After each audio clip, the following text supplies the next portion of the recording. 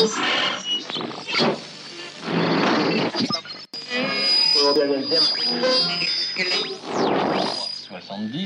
deuxième était le...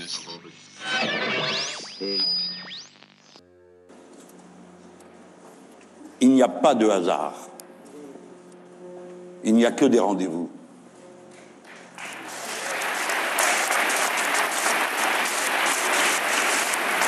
J'ai assez vécu et mon expérience du combat politique me fait mesurer la profondeur historique de ce que nous sommes en train de réaliser. Je le sais.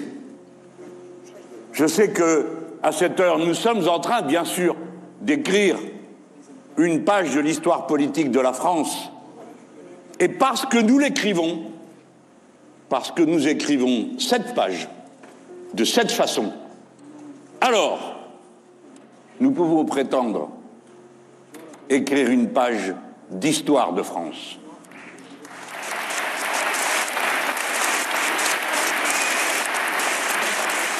C'est la première fois depuis 25 ans, c'est-à-dire une génération, qu'un accord général intervient entre l'ensemble des forces de la gauche traditionnelle, des écologistes et évidemment des petits derniers insoumis.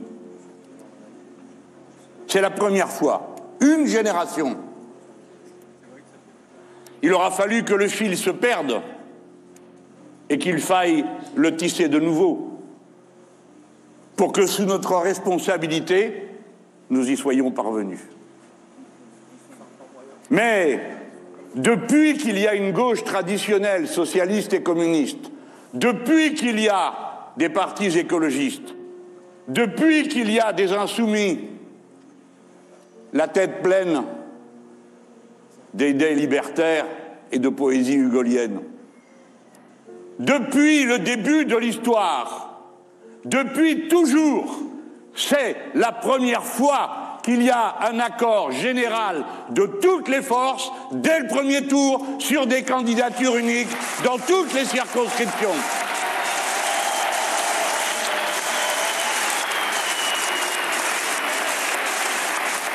Ce qui n'avait été fait ni par le cartel des gauches, ni par le Front populaire, ni par la Libération, ni par mai 68, ni par le programme commun, nous l'avons fait.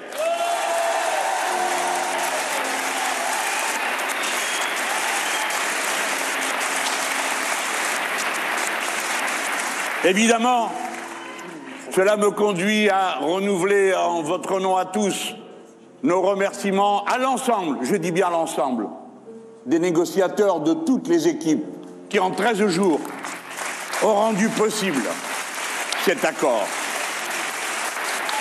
Et j'ai une pensée particulière, parce que je suis un militant depuis l'âge de 16 ans, pour ceux qui, femmes et hommes, militantes et militants, avaient été d'abord pressentis pour marcher les premiers dans le combat de cette élection législative et à qui on a demandé de se retirer pour que cet accord s'exerce pleinement. 1750 femmes et hommes. Je leur dis toute notre fraternité, et je sais qu'il leur en cuit, parce qu'il est glorieux de participer à un combat glorieux. Et je dis ma reconnaissance à ceux qui, avec tant de gentillesse, tant de grandeur, de cœur et de caractère, nous ont dit « ça me cuit, mais je le fais quand même parce que la cause est plus grande que moi ». Il nous aura fallu 13 jours pour nous accorder, et je suis obligé d'ajouter 13 nuits. C'est beaucoup. Certains ont trouvé le feuilleton un peu long. Mais précisément, ce qu'ils ne comprenaient pas, c'est que ce n'était pas un feuilleton. C'était une histoire. Et puis, on peut se comparer. Nous sommes, après tout, des gens qui vivons dans des institutions et qui inscrivons notre action dans un cadre démocratique, puisque nous ne croyons qu'à la démocratie. Et donc, nous sommes obligés, dans d'accepter les rythmes, même quand ils ne nous plaisent pas. Mais enfin, tout de même, il n'y a qu'à regarder ailleurs. En Allemagne, où paraît-il, c'est le championnat du monde de la rigueur. 8 mois la première fois, 6 mois la deuxième. En Belgique, 1 an et demi. En Espagne, 3 élections. Et nous, 13 jours. J'estime que c'est un record du monde.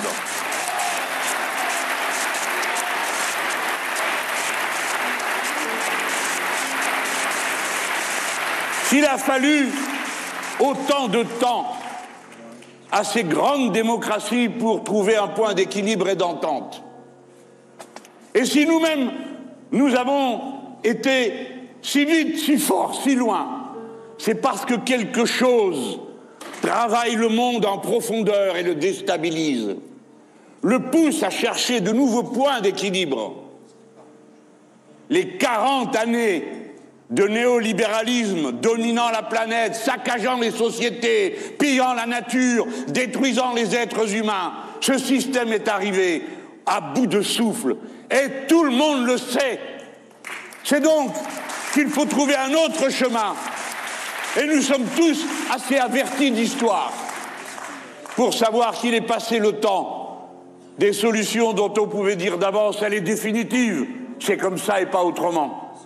Il faut accepter la modestie des constructeurs de l'histoire, mais en même temps, l'audace qu'il faut avoir pour comprendre qu'il n'y a pas d'issue à la crise que rencontre l'humanité, sinon dans la rupture avec un tel système.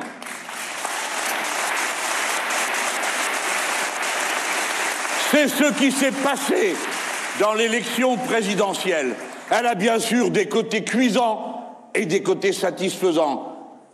Ne la regardons pas à l'aune des personnes ou des talents. Ce n'est pas de cela dont il a été question.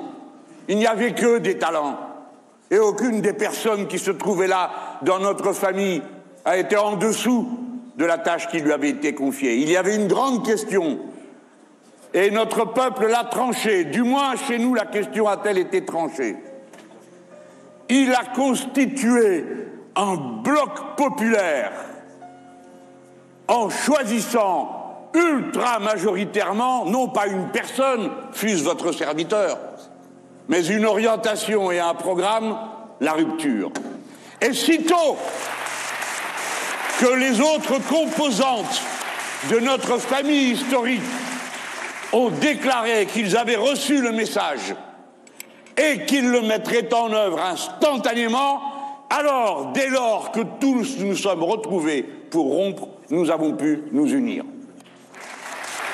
L'union est possible par la rupture et le principal mérite en revient à ceux qui en ont pris la décision. Et dorénavant, c'est nous tous. Bien sûr, la force sociale qui a été constituée, nous n'aurons pas la sottise de la croire définitivement constituée et que ce serait en quelque sorte le moment de jouir d'une rente de situation, sans autre exercice, plus difficile que de nous unir. Non. Il va falloir sans cesse mériter la confiance, être à la hauteur de l'événement que nous avons créé, appeler à l'action, à l'élection, la masse de ce peuple qui enfin doit pouvoir trouver en nous tous, parce qu'il est ici présent par nous-mêmes, sa propre représentation politique. Dorénavant, nous sommes ce que nous sommes, chacun pour notre part, qui socialiste, qui communiste, qui insoumis, qui vert, qui anarchiste, qui trotskiste, qui amoureux de sa patrie. Ici tous, mais nous avons en plus une identité supplémentaire, celle que nous sommes en train de constituer, c'est-à-dire la nouvelle Union populaire, écologique et sociale.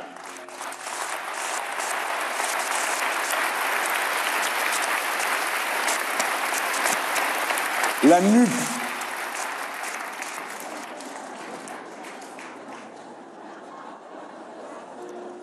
Bon, écoutez, ça va, hein. On s'est bien fait à l'AREM. Alors la NUP, pourquoi pas? Du moment qu'on n'oublie pas ce que ça veut dire. Et le premier mot, c'est nouvelle. Alors je vous en prie, ne reproduisons pas les vieilles formules, ça ne sert à rien qu'à embrumer l'esprit. Bien sûr, ce sont des forces de gauche qui s'unissent, mais ce n'est pas la gauche unie, ce n'est pas la gauche plurielle, ce n'est pas l'union de la gauche. C'est une nouvelle page de l'histoire qui s'appelle l'Union populaire, écologique et sociale. Nous n'allons pas remâcher le passé, nous n'allons pas vivre dans l'obsession du rétroviseur. C'est une page nouvelle. Il faut inventer, il va falloir créer, il va falloir travailler à porter cette identité, à être radicaux, oui, bien sûr, mais une radicalité concrète, une radicalité tenable. Nous voulons en finir avec ce système parce qu'il est dangereux pour l'humanité. Mais nous n'allons pas nous rendre nous-mêmes plus dangereux en étant inconscients ou incapables de ne pas mener jusqu'au bout une politique pensée, maîtrisée, dominée et dans laquelle le peuple tout entier peut s'inscrire en acteur et pas en spectateur.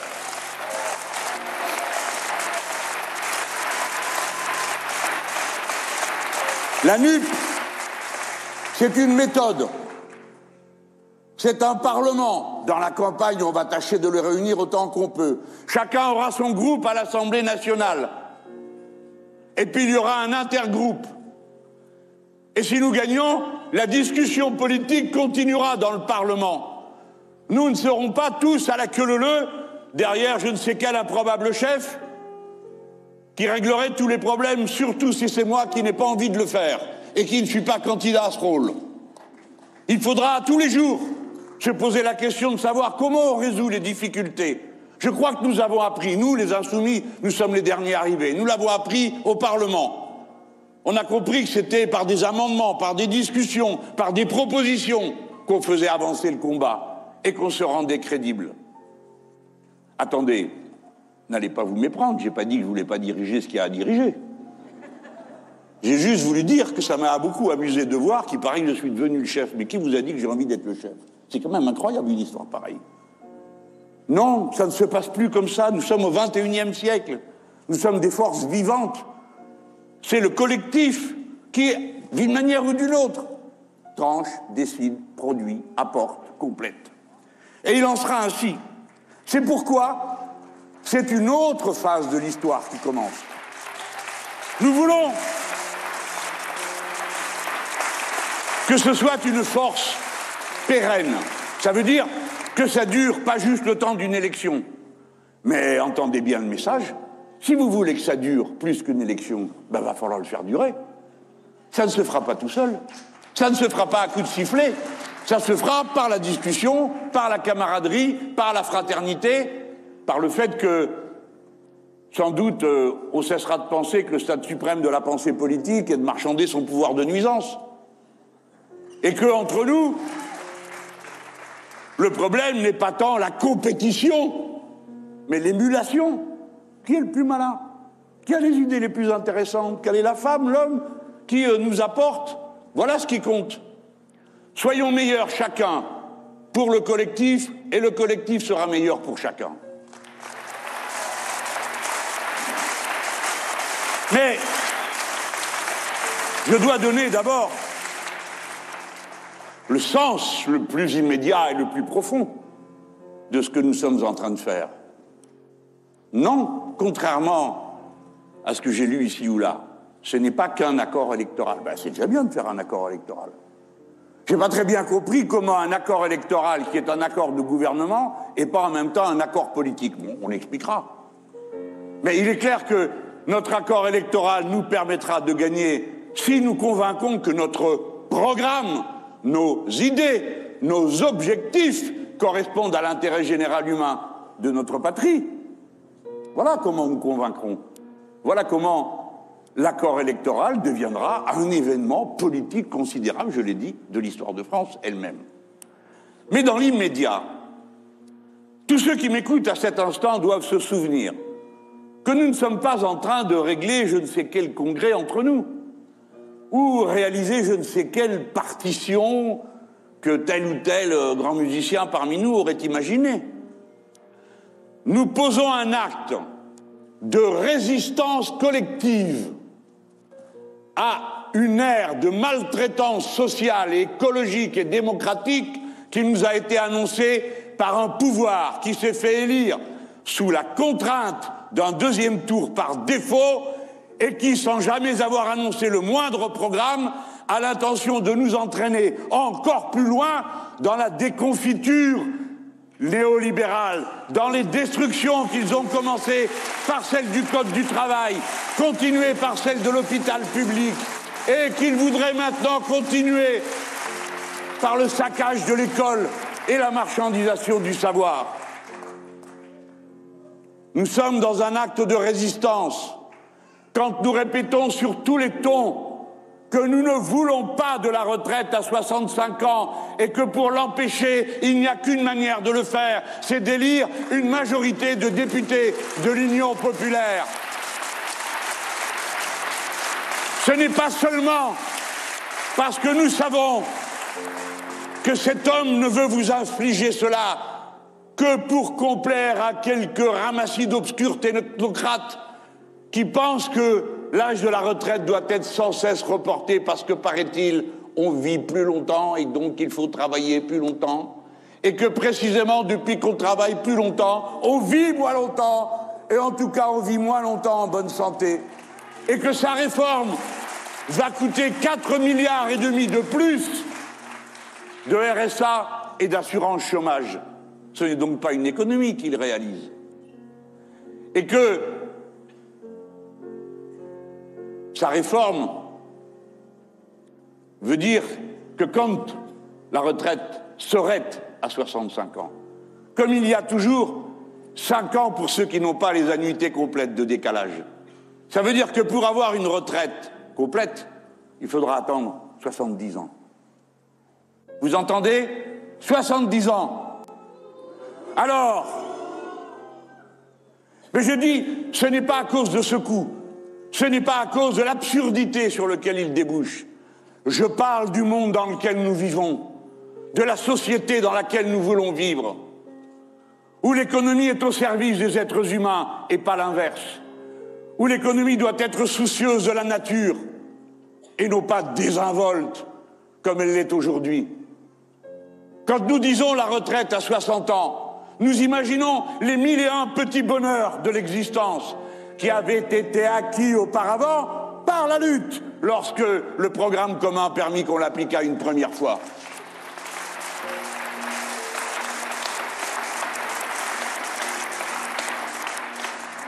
Devant nous, un moment historique compliqué. L'ordre géopolitique du monde est bousculé. Et déjà, nous l'avons sous les yeux en Europe avec le retour de la guerre et l'insupportable, l'intolérable agression du gouvernement de M. Poutine contre le peuple d'Ukraine à qui je dédie notre ferveur d'aujourd'hui.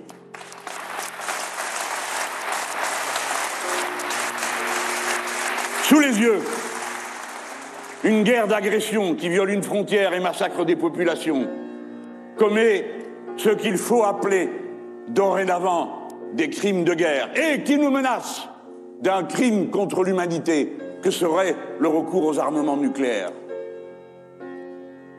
Eh bien, cette difficulté, elle s'ajoute à celle que déjà nous allons recevoir avec le changement climatique qui est commencé, comme nous le répétons, et qui est irréversible. Ce que nous pouvons faire, c'est empêcher le franchissement de nouveaux seuils qui aggraveraient la mise en danger de l'humanité tout entière. Sur des points essentiels, comme le cycle de l'eau, par exemple, profondément perturbé. Ah, comme je regrette de ne pas y être arrivé. On avait commencé la campagne présidentielle par ça. On n'est pas arrivé à installer ce débat dans la société française. Pourtant, nous avons aujourd'hui plus d'une dizaine de départements qui sont en alerte sécheresse. Et nous en avons 2 où dorénavant, il y a des restrictions sur l'usage de l'eau. Nous sommes en mai. D'habitude, ce sont des choses qui surgissaient de temps en temps, ici ou là, au mois d'août. Et on nous annonce pour cet été de terribles sécheresses et des canicules qui maintenant ne sont plus extraordinaires, mais ordinaires. Les conséquences seront innombrables. En premier lieu sur les récoltes de blé et de ce dont nous avons besoin pour pourvoir à la nourriture quotidienne de millions de gens, mais aussi des conséquences sur tout le reste du système économique. Car voyez-vous, quand ça chauffe, eh bien on ne peut pas refroidir les centrales nucléaires. Et le niveau des rivières descend, et donc on met des réacteurs à l'arrêt. Alors il faut arrêter de dire que nous sommes tranquilles parce que nous avons le nucléaire. Nous sommes inquiets parce que nous avons le nucléaire.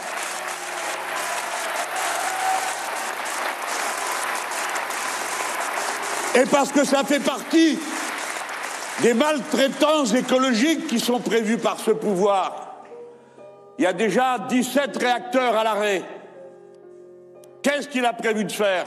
Rallonger la vie des vieilles centrales. Je ne dis que cela aujourd'hui, mais je le dis. C'est une décision absurde, ruineuse et irresponsable, compte tenu du danger que cela représente.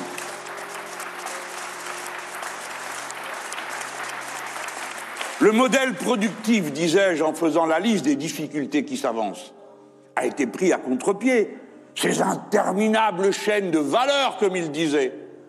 Alors, je capture une crevette ici, je la mets dans un bateau là-bas, et puis on la décortique encore là-bas, et on la ramène ici, et elle aura fait le tour du monde, comme les jeans que nous avons sur nos fesses, et qui, au passage, auront pompé 15 000 litres d'eau, c'est-à-dire 7 250 par fesse.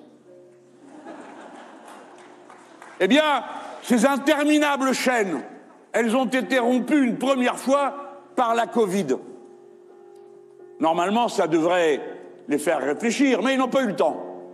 Car entre-temps, la rupture de ces chaînes a provoqué des pénuries partout, et les prix décollent, car évidemment, dès qu'il y a pénurie, les spéculateurs arrivent et en rajoutent. Pénurie par-ci, pénurie par-là, des matériaux rares, comme le bois ou le fer, viennent à manquer pour construire des maisons, et ainsi de suite. Ces chaînes seront de nouveau rompues, nous le savons. Et donc, il faut réfléchir au futur avec sérieux, et pas en comptant sur la magie de la main invisible du marché pour régler les problèmes de demain. Nous devons, aussi vite que nous le pouvons, et chaque fois que c'est possible, je ne dis pas que c'est possible tout le temps, sur tous les sujets et sur toutes les matières, nous devons relocaliser tout ce que nous pouvons pour ne pas connaître les pénuries de production auxquelles nous expose le système du libre-échange généralisé.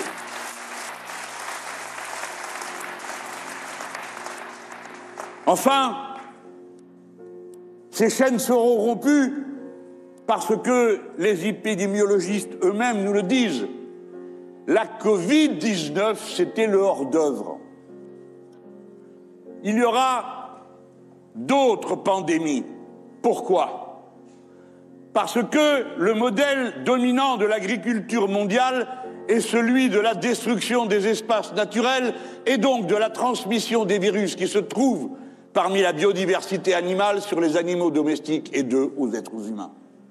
Par conséquent, comme il ne change rien au modèle, et comme dans ce pays, il paraît qu'on ne touchera pas aux fermes-usines, dit M. Macron, en tout cas jusqu'à ce que nous on arrive, alors il est certain que nous aurons d'autres cas de zoonose, et donc d'autres pandémies, et donc que nous sommes obligés de commencer à nous organiser pour, un, empêcher les pandémies, donc fermer les fermes-usines, et deuxièmement, nous devons nous préparer à, lorsqu'elles éclatent, être capables d'organiser la société autrement qu'en mettant en prison chez soi toute la population.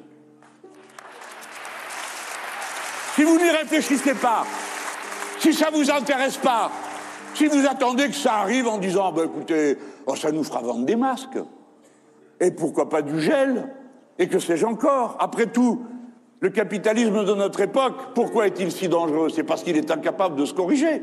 Et pourquoi est-il incapable de se corriger? Tout simplement parce qu'il profite des turpitudes qu'il déclenche. Mais nous, qui ne sommes que la société des êtres humains et qui ne défendons rien d'autre que l'intérêt général humain, nous regardons tous ces problèmes d'un autre œil. Il faut organiser, il faut préparer. Vous comptez sur M. Macron pour faire ça? Mais qui pourrait compter sur lui pour faire ça ou d'autres choses? Non, il ne le fera pas.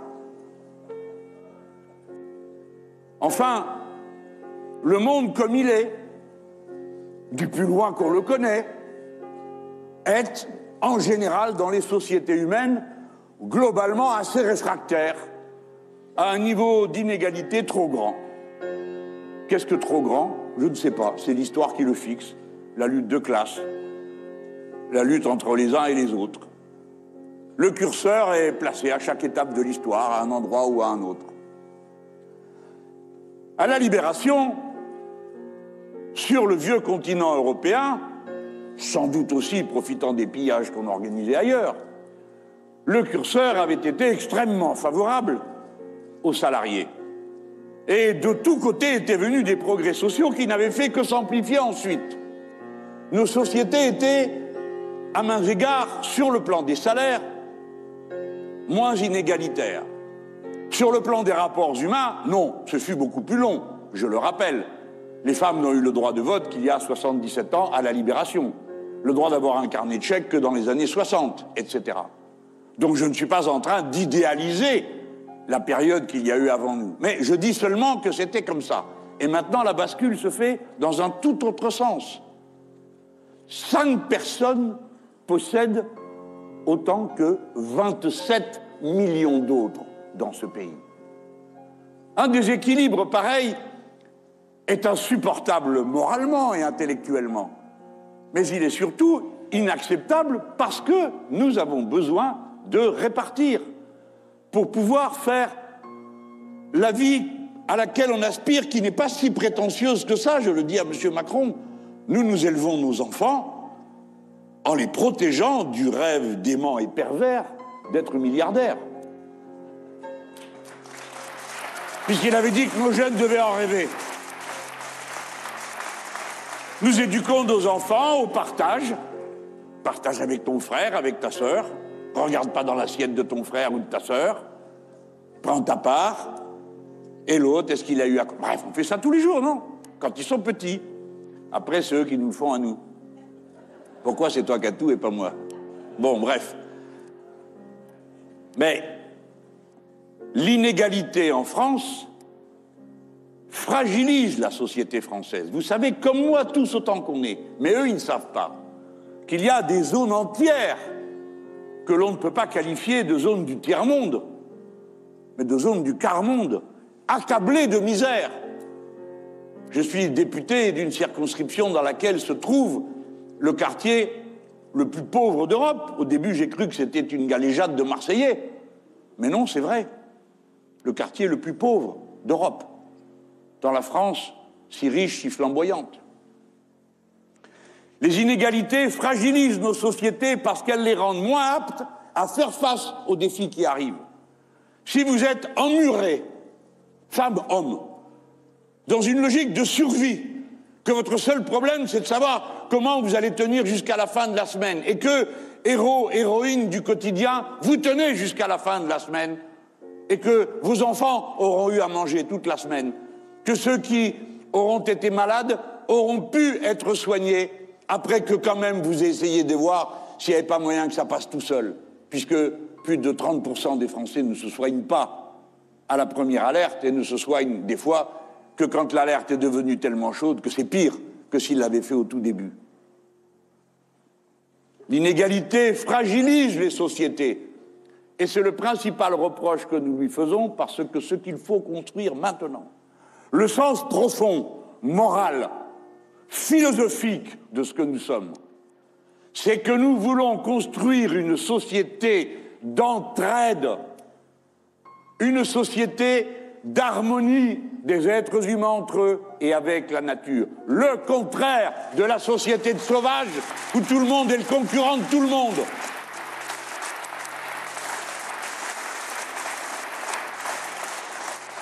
J'ai évoqué la maltraitance sociale qui nous est promise. J'ai évoqué la maltraitance écologique sans vous en faire toute la liste je n'ai abordé que la question du nucléaire, mais j'aurais pu. Et pourquoi je ne le ferais pas?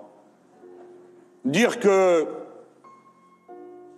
quand 99% des Françaises et des Français, quand on examine leurs urines, manifestent une présence de glyphosate, quand on rapproche la présence de pesticides dans le corps de tous les êtres humains, alors on se rappelle de ce qu'on a fait dans les Antilles quand on n'a pas interdit à temps le chlordécone. Et on devrait rapprocher alors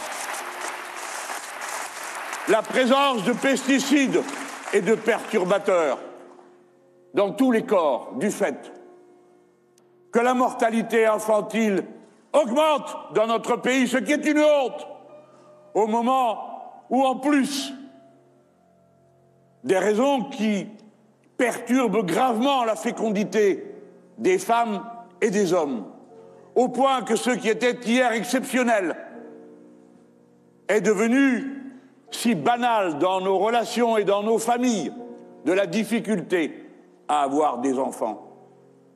Alors soudain, on se dit, ce monde est vraiment devenu fou, parce que la base de la civilisation humaine, c'était d'abord la fondation des familles, leur protection, la culture qu'elles échangeaient d'une génération à l'autre. Alors quel est ce monde dans lequel il devient plus difficile d'assurer la génération, où il devient difficile d'assurer la transmission du savoir par l'école, où il devient difficile d'échapper à des maladies qu'on provoque soi-même par ses propres activités. Ce monde est fou, c'est pourquoi il est temps d'en interrompre le déroulement. Il est temps, bien sûr, on ne le dit pas en 24 heures, personne ne croit une chose pareille, mais d'entrer sur ce nouveau chemin, d'assurer cette rupture. Voilà ce que nous incarnons et que nous voulons incarner aux yeux du peuple français, avec toute la patience qui est la nôtre, pour expliquer, convaincre, entraîner. Nous avons besoin de l'intelligence collective des milliers de jeunes hommes et de jeunes femmes qui font des études aujourd'hui et dont nous avons besoin du savoir aussitôt que possible pour faire tout ce qu'il y a à faire. Nous avons besoin de milliers de jeunes gens, garçons et filles, qui décident d'entrer dans les carrières du soin, médecins, infirmiers, etc. Nous avons besoin de milliers et milliers de jeunes gens qui nous garantissent par leur savoir-faire et leur intelligence l'installation de ces immenses machines dont nous avons besoin pour remplacer par des énergies renouvelables le nucléaire et les autres énergies qui ont des effets de serre. Nous faisons appel à l'intelligence de notre peuple. Nous faisons appel au dévouement. Nous faisons appel à la mobilisation. Parce qu'on ne changera pas tout du sommet, ce n'est pas vrai. Beaucoup de choses peuvent changer depuis le sommet. Et le sommet n'aura pas la faiblesse de se cacher. À peine arrivé, le SMIC sera augmenté à 1 400 €. Vous pouvez compter sur moi. Et c'est pas tout. Je préfère prévenir. J'ai observé que depuis la dernière augmentation, 85% des salaires minimums dans les différentes branches de la production de ce pays sont inférieurs au SMIC. C'est intolérable. Donc, nous convoquerons dans tout le pays de nouveau les conférences de négociation salariale obligatoires pour qu'on reprenne cette affaire. Et pas seulement pour appliquer la loi. Parce que le SMIC, c'est pas au choix. Mais aussi pour examiner toute la hiérarchie des salaires en tenant compte de l'inflation. Et d'ailleurs, pour lutter contre l'inflation, nous ne compterons pas sur je ne sais quel mécanisme de l'économie de marché. Nous ne ferons pas ce que sont en train de faire des gens que je juge extrêmement coupables dans leurs décisions quand ils décident de restreindre le crédit alors que nous entrons dans une phase où toute l'économie déjà semble se diriger de nouveau vers un point d'arrêt, comme c'est le cas dans notre pays. C'est extrêmement dangereux. Et donc, nous bloquerons les prix de tous les produits de première nécessité. Pas par idéologie, pas pour punir je ne sais qui, mais parce que notre peuple est en train de couler. Des familles qui arrivaient à se maintenir la tête à peine hors de l'eau, dorénavant ne peuvent plus le faire. et commence une horrible comptabilité. Qu'est-ce qu'on fait? On se déplace ou on mange? On mange ou on paye le loyer? On paye le loyer ou on paye l'électricité? Voilà les choix que doivent assumer des braves gens qui, tout le reste du temps, font tout ce qui est en leur pouvoir pour se rendre utiles à leur famille et à la société. Nous voulons libérer les gens de la contrainte, de la survie et de la servitude dans laquelle la misère enferme ceux qu'elle frappe.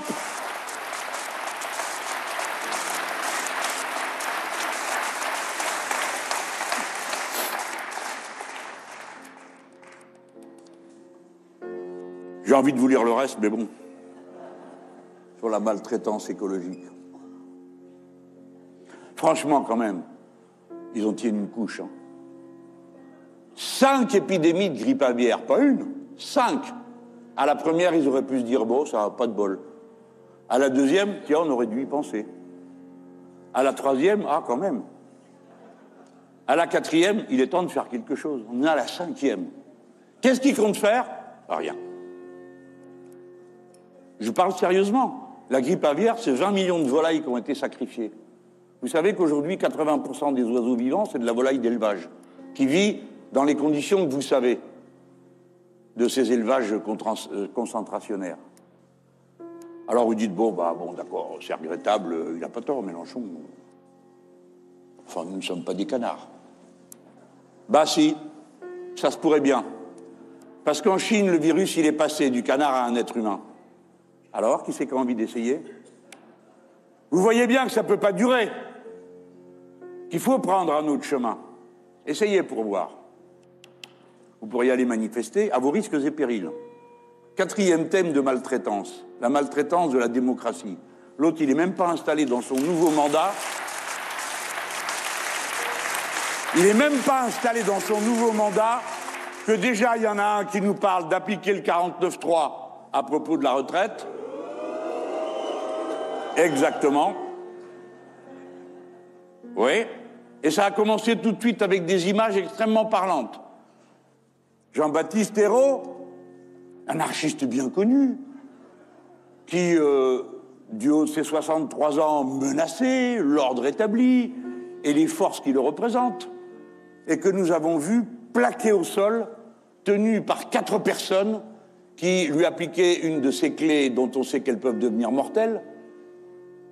Enfin, vous avez vu qu'après le droit d'étrangler, le syndicat Alliance réclame le droit de pouvoir tirer sur les gens, sans que le ministre de l'Intérieur ne dise un mot.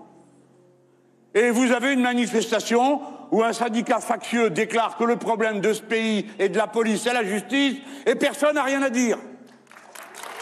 Comment c'est possible? Je ne crois pas que quand je parle comme ça, je fais autre chose que de parler au nom des valeurs auxquelles nous croyons. Une police dans un État démocratique est nécessairement républicaine. Et je ne vois pas quel genre de délit de la circulation routière ou même de trafic mérite qu'une personne décide de l'application de la peine de mort à un autre et que ça soit son droit. Non, ce n'est pas possible. Nous ne l'acceptons pas.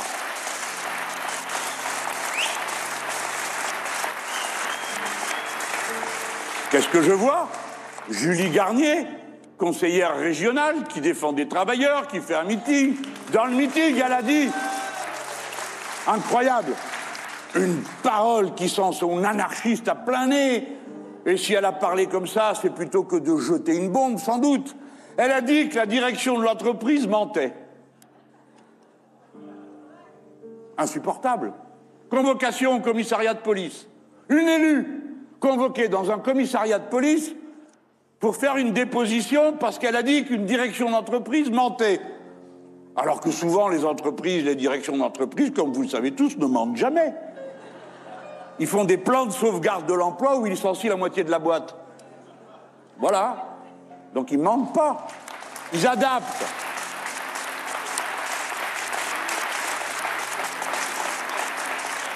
Bon. Ça, c'est l'urgence. C'est à tout ça qu'il faut mettre fin tout de suite. Mais je l'ai dit, l'enjeu, ce n'est pas l'urgence. L'enjeu, ce n'est pas seulement les mesures qui sont contenues dans le programme, telles que je viens d'en exposer quelques-unes après d'autres à cette tribune. L'enjeu, c'est le monde dans lequel nous voulons vivre. L'enjeu, c'est la rupture, la bifurcation écologique qu'il faut faire connaître à notre économie, à ses process de production et aussi à la consommation et à nos mentalités. Alors, je ne dis pas qu'on soit toujours très habile dans ce domaine, mais plein de gens seront d'accord avec nous pour dire qu'il faut mettre un terme à la malbouffe, que du sucre en grande quantité dans tous les aliments, c'est la ruine de la santé, que du sel partout dans les aliments trop, c'est la ruine de la santé, que l'Organisation mondiale de la santé vient de nous mettre en garde contre le fait qu'il y a une épidémie d'obésité sur tout le vieux continent européen et que face à cela, peut-être parce que c'est pas leurs gosses, alors ils font rien et ils continuent à mettre du sucre partout.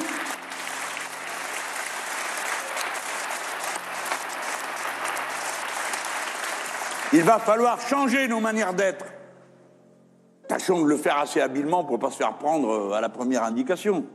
Je dis ça comme ça, hein. Mais il faut qu'on traite ces problèmes. Le véritable anticapitalisme, c'est celui qui part du concret et qui y revient. Nous ne voulons plus voir l'épidémie d'obésité. Et pour cela, il faut que tout le monde mange bien. Et pour que tout le monde mange bien, il faut que les paysans produisent de beaux produits dans de bonnes conditions, sans pesticides. Et pour ça, il faut les payer plus. Et pour payer plus les paysans, il faut payer plus les ouvriers et ceux qui travaillent pour qu'ils puissent se payer les bonnes choses. Ça, c'est de l'anticapitalisme concret. Et la part qui va au salaire, elle n'ira pas aux dividendes.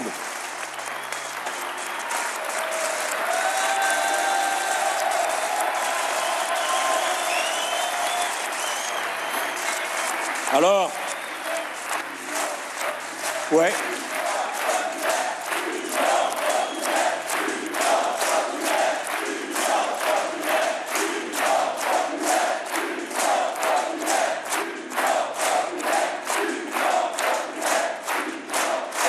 Merci, c'est la réponse en effet. Le vaccin contre la malbouffe, le vaccin contre la violence policière, le vaccin contre les maltraitances écologiques, contre les maltraitances sociales, c'est l'Union populaire écologique et sociale. La NUP.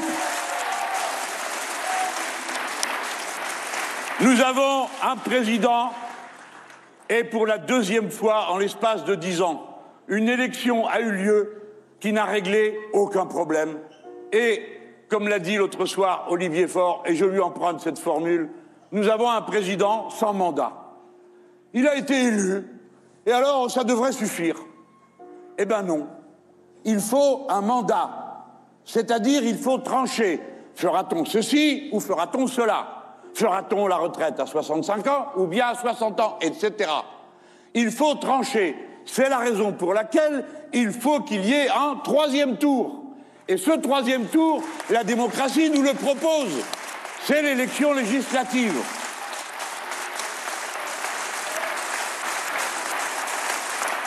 Et puisqu'il y a 3 blocs à la sortie du premier tour de l'élection présidentielle, notre bloc, notre ensemble, propose au peuple français de prendre la tête de ce gouvernement et propose un candidat pour le faire. Voilà, c'est simple, c'est clair, tout le monde comprend. C'est un peu de 6e République dans la 5e. C'est du législatif dans la monarchie présidentielle. Vous choisissez ce que vous allez faire.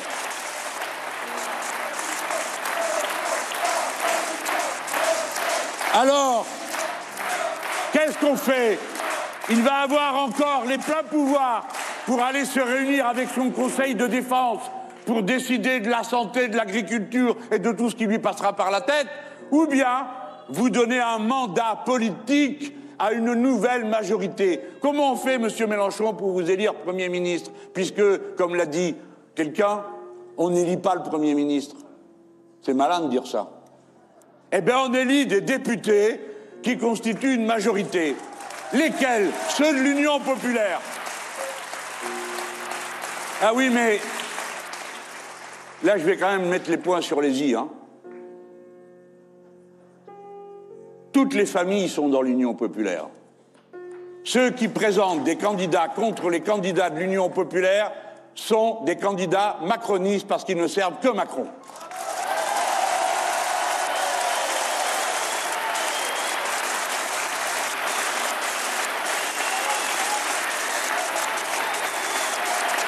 Alors,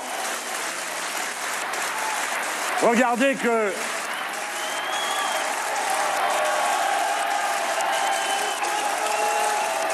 Alors...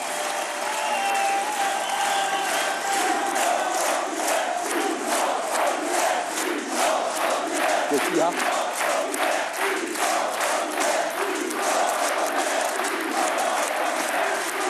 Alors, je vous dis ça parce que ils ont commencé un peu à me chauffer les oreilles avec je sais pas quoi là de dissidents. Rira bien qui rira le dernier. Il paraît que dans la circonscription de Monsieur Valls, il y en a déjà 2 de LREM. Et tout à l'heure, j'ai vu mon copain de Brest, il m'a dit il y en a 3 qui sont candidats. Et j'ai croisé le pote de l'Ille-et-Vilaine, il m'a dit dans mon coin, il y en a 2. Alors on n'a pas fini de rigoler. Évidemment, ça ne sera pas marqué dans le journal, parce que dans le journal, il n'y a que nous qui intéressons, ça se comprend. D'ailleurs, qu'est-ce qu'il y a d'intéressant à part nous, hein, franchement. Alors, mais... Moi, je crois, et je demande à tous ceux qui nous ont, pendant des mois et des fois des années, dit « entendez-vous », alors qu'il fallait d'abord que la parole politique tranche par le vote. Maintenant, nous nous entendons et nous demandons à tous ceux qui trouvent que c'est bien de nous aider, de nous suivre, de nous épauler de toute leur force et de ne pas s'abandonner aux caprices égotiques de ceux qui ne supportent pas l'union et qui ont habillé leurs manœuvres de main prétexte.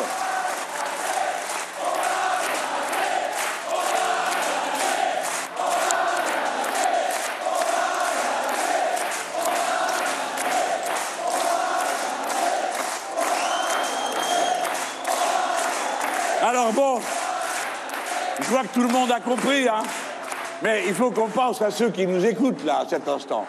J'ai encore un petit message pour eux. Là, c'était un message pour qu'ils nous aident. J'en ai un autre. Alors, il y a un vote qui sert absolument à rien. C'est le Front National. Mais je vais vous dire pourquoi. Je vais vous dire pourquoi ça ne sert absolument à rien. Quand vous en élisez députés, il y a quelques députés ici, ils viennent pas. Ils font pas le boulot. On réforme la retraite, pas un mot de Madame Le Pen. Alors elle dit oui, mais c'est parce que j'ai pas de groupe. Menteuse. Tout le monde peut intervenir, tout député peut intervenir quand il veut déposer un amendement et le défendre. C'est pas vrai, tu sers à rien, à part aider l'autre. De toute façon, je veux pas non plus être trop mauvaise langue, hein. Il faut pas être trop mauvaise langue. Et montrer ceux qui sont jamais là, le soir ou quand ça les intéresse pas. Bon, mais il y a quand même quelque chose qui a été dit par M. Bardella. Il a dit, Madame Le Pen ne veut pas être Premier ministre. Ben, très bien, reste chez elle, ils ne présentent pas de candidat. Ça ne sert à rien de voter pour eux, puisqu'ils ne feront rien. Et ils l'annoncent à l'avance. Nous, c'est pas pareil. Vous votez pour un député de l'Union populaire, tac, vous avez un gouvernement d'Union populaire. Alors... D'autres m'ont dit, mais c'est possible ça? Bah oui, c'est possible. Il y a déjà eu des cohabitations. Ça s'appelle comme ça, on appelle ça cohabitation. La première fois, on n'en revenait pas. Alors on avait François Mitterrand qui était président de la République et les gens ont élu des députés RPR. Donc le président de la République a choisi la personnalité qui dirigeait le RPR, M. Chirac, qui a été Premier ministre. Et quelle politique s'est appliquée? La politique de M. Chirac. Ensuite, on a eu le même épisode un peu plus tard avec M. Balladur. Quelle politique s'est appliquée? La politique du dernier élu. Et puis ensuite, on a eu, en 1997, Lionel Jospin. Et le président était Jacques Chirac. Qu'est-ce qui s'est appliqué? La politique de Lionel Jospin. Et je vous signale qu'on s'en est pas trouvé si mal que ça, parce que ça a quand même donné les 35 heures sans perte de salaire, la plus gros prélèvement qui ait jamais été fait sur le capital dans ce pays. Bon. Donc, si vous élisez une majorité de députés de l'Union populaire, pour ça, il faut sortir le dimanche, le jour du vote, aller en famille, tout le monde, les amis, les voisins, les cousins, tout le monde. On va voter, on met son petit bulletin, et à la sortie, vous avez un député Union populaire. Quand vous rentrez, il y a une table avec tous les bulletins de vote, et vous cherchez Union populaire, vous le prenez, vous en prenez un ou deux, parce que c'est la règle, bon, et puis vous entrez dans l'isoloir, vous chiffonnez les autres, que vous mettez dans votre poche pour pas qu'on puisse savoir ce que vous avez voté, et vous mettez votre bulletin Union populaire dans l'enveloppe. Non mais attendez, j'en vois qui rigolent. Eh ben, ça prouve qu'il y a longtemps que vous n'êtes pas sortis. Parce qu'à l'élection présidentielle, il y avait plein de gens qui venaient qui ne savaient pas comment on votait. Il y a 5 millions de personnes qui n'avaient jamais voté, qui pouvaient venir voter. Il n'y a pas de honte à expliquer. Et c'est votre rôle de le faire. Il ne faut pas faire les malins. Les moi, je sais tout. Non, il faut faire le boulot. Faire le boulot, c'est expliquer. Surtout à ceux qui n'osent pas dire qu'ils ne savent pas. Il n'y a pas de honte à demander, je le dis à ceux qui nous écoutent. Mais nous, c'est un devoir d'expliquer. C'est notre rôle. Je termine pour l'explication. Alors donc, vous avez élu plein de députés de l'Union populaire. Tant qu'ils sont majoritaires, il y en a 287. Bon. Le président de la République, 89. Le président de la République me convoque. Parce que dans notre accord, il est écrit que c'est moi le Premier ministre. Donc je vais le voir. Et je lui dis, bon, d'accord. C'est ce qu'on avait prévu. Mais pourquoi je vous dis ça? Parce qu'il y en a qui me disent, ah, mais il va aller demander à Macron de le nommer. Mais rien du tout. Je demande au peuple français de nous nommer, c'est-à-dire de nous élire. C'est pas le bon plaisir de M. Macron. Puis comme c'est un démocrate, ben il s'inclinera. Comme l'ont fait les autres présidents avant lui. Le président Mitterrand, le président Chirac se sont inclinés. Ben lui, pareil. Et donc, il y aura un gouvernement de l'Union populaire. Alors, et quelle politique sera appliquée à ce moment-là? Ben, la politique de l'Union populaire, puisque c'est ce qu'aura décidé le peuple français qui n'a rien décidé le coup d'avant. Là, il aura décidé. C'est cette politique-là qui s'appliquera. Alors, je vois que vous avez tous la banane. Je vous comprends, mais enfin, ça m'étonnerait qu'il nous fasse des compliments tout de suite. Hein. Donc il va falloir penser sans cesse que notre première tâche va être d'expliquer, expliquer, réexpliquer 100 fois, et accepter l'activité et la mobilisation populaire parce que nous avons besoin d'elle, parce qu'on ne change pas la société sans la participation du peuple. Attendez, j'ai encore une question à régler. Alors j'ai dit, vraisemblablement, je ne serai pas à nouveau candidat député. Mais c'est possible, ça, monsieur Mélenchon? Vous pouvez être Premier ministre sans être député? Mais oui, mais oui. Sur 24 premiers ministres de la Ve République, 6 n'étaient pas députés. Le dernier Premier ministre de la Quatrième République n'était pas député, il était général. C'était De Gaulle. Et puis ensuite, il y a eu Debré, qui n'était plus parlementaire à ce moment-là, Pompidou, Barre, Madame Cresson, qui n'était pas parlementaire à ce moment-là, Monsieur Villepin et Monsieur Castex. L'actuel Premier ministre n'a jamais été député. Alors, il a quand même une légitimité populaire parce qu'il a eu 1800 voix à l'élection de la mairie de Prades. Non, mais je ne dis pas ça pour me moquer, je respecte. Ben, c'est le tarif pour être maire de Prades. Donc voilà. Et moi, je me sens, après tout, pas si illégitime que ça, en ayant déjà recueilli à l'élection présidentielle 55% des voix au premier tour dans ma circonscription, et après avoir, ça se trouve que c'était mon nom, qu'il y avait sur le bulletin, 7 700 000 voix. Donc je réponds à ceux qui sont inquiets qu'on peut ne pas être député et être Premier ministre. L'avantage que je ne sois pas candidat est le suivant. C'est que je peux courir partout et que quand je vais à la télévision, on n'est pas obligé de faire venir tous les autres.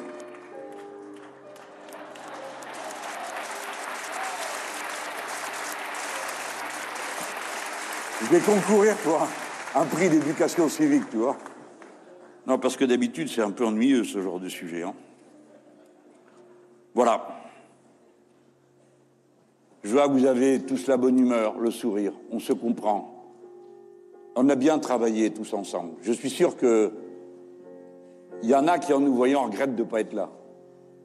Ça fait du bien d'être là. On recharge la batterie et on se voit si nombreux. Et on voit ces belles équipes qui vont arriver à l'Assemblée nationale. Je pense à tous ces candidats dans des circonscriptions dites éligibles, encore qu'il n'y en a aucune qui est, il n'y a jamais aucune élection qui est réglée d'avance, mais qui ont une adresse personnelle dans une cité populaire et qui sont des candidats de l'Union populaire. Tous ces gens qui viennent du monde du travail, du salariat, du monde de l'association. Tous ceux qui me font l'honneur et l'amitié de se tourner vers nos équipes pour dire moi je suis candidat à rien mais je viens donner un coup de main. Je suis un spécialiste de ceci, je suis un intellectuel de telle branche, je sais faire ceci ou cela.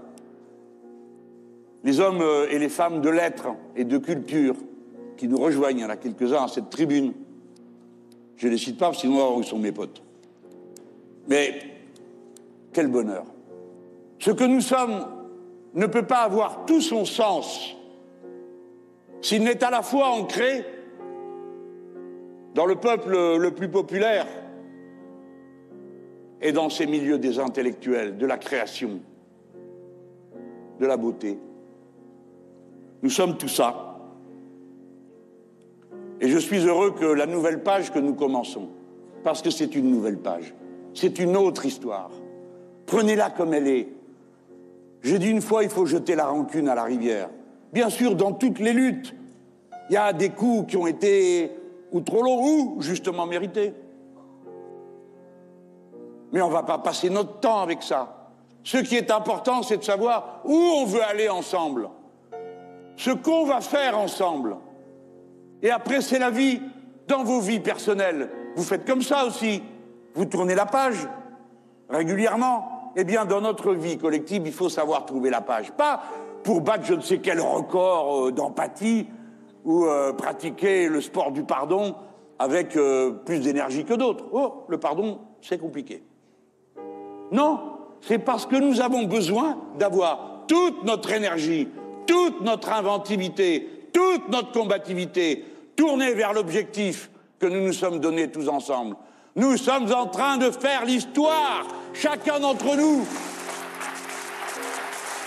Au peuple maussade qui croyait que tout était terminé, nous avons immédiatement relancé l'appel au combat. Et vous avez tous vu qu'il a été entendu. Que partout, ils ont entendu troisième tour. Allez, je finirai pas, une fois de plus, sans Victor Hugo. Ah bah quand même. On a commencé avec Éluard. Éluard, il était communiste, hein. Eh oui, bah c'est pas un défaut, hein. Et alors Victor Hugo, lui, au début, il était monarchiste. Puis après, il a fini avec nous. Mais bien avec nous, hein. Bien de chez bien. En route, des fois, il s'est trompé. Par exemple, la Commune de Paris, il est fichu le camp. Comme quand les Gilets jaunes foutaient la trouille à tous les bourgeois, à l'époque, c'était pareil. Alors, ils étaient là à dire « Oh là là là là, qu'est-ce que c'est cette histoire, ça va trop loin. » Bon, le fait est que nos amis avaient fusillé 2 généraux, qui le leur ont bien rendu, soit dit par parenthèse. Et donc, Victor Hugo était... Après, il est revenu, il a mené la bataille pour l'amnistie, tout ça. Et il est resté en lui quelque chose de la sensibilité de ce qu'il avait perçu dans cette folle audace populaire. Tous ces pauvres gens. Et alors il écrit « Tenter, braver, persister, persévérer,